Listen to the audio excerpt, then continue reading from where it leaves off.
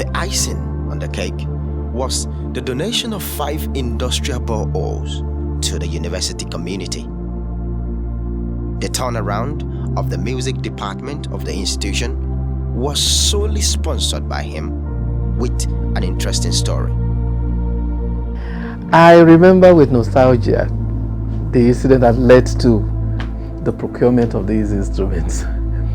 Then I was the head of department of the Department of Creative Arts, and we were preparing for accreditation. That was in 2017/2018, and we were battling with the risk of losing that accreditation because we didn't have a music studio, and they made it a compulsory thing. The NUC made it compulsory for us to have a music studio so that we can have full accreditation from the federal government. And it was a big headache for me then, because I was in the music unit, theater was ready, visual art was ready, because actually the Department of Creative Arts has 3 units: music, theater, and visual art. Theater was ready. They had studios.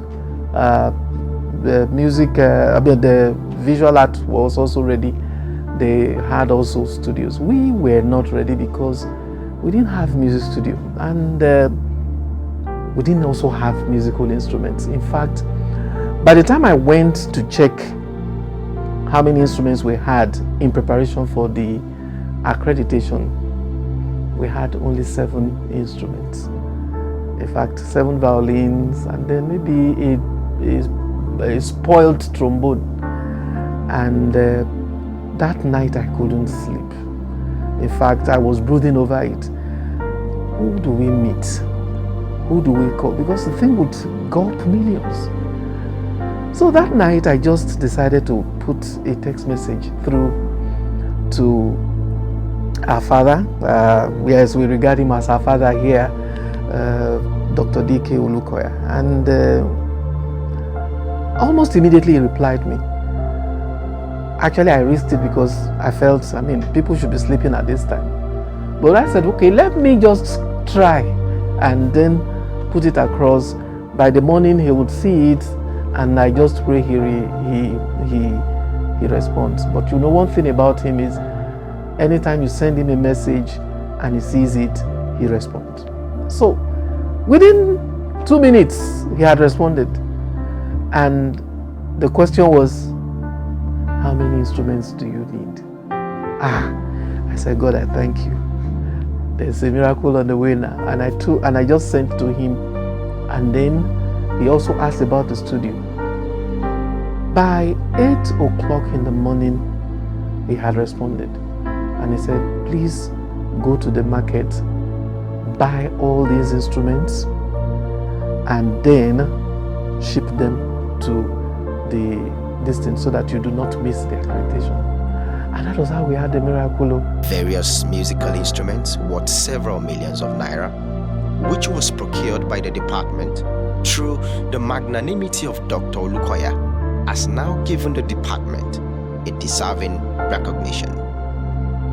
As a mentor, he was able to support the university in that area of providing some musical facilities to that department. And not only that, as somebody that is interested in sports, he provided about 6 or thereabout table tennis board that we use during the local games, which is of international standard. Because when the people came to assess the table tennis board, they said it is of international standard. It is noteworthy that Mountain of Fire and Miracles Ministries has its own university called Mountain Top University. But this does not stop Dr. D.K. Olukoya's investment in secular institutions, such as Unilag. After all, the Bible in the book of Matthew chapter 5 verse 15 says, "Neither do men light a candle and put it under a bushel, but on a candlestick, and it giveth light unto all that are in the house." He's selfless. You see a selfless person. You see a good person. You see a kind person. You see, when you invest in knowledge, that's the biggest you can do. Phenomenal. Phenomenal. I think that's the best way to describe him. I was discussing with somebody the other day, I mean a pastor in another institute, in another church, and when he got into the university and he saw a lot of things that Dr. D.K. Olukoya had done in the university, he just looked at me and he said, how I wish other men of God who passed through this university can do just a bit of what he has done. Because when you look at the whole institution and you see a lot of projects he had really undertaken without, winking any eye, you could sense a deep love, not just for his alma mater, but for the students, because he's a lover of young people. By this shall all men know that you are my disciples, when you love one another.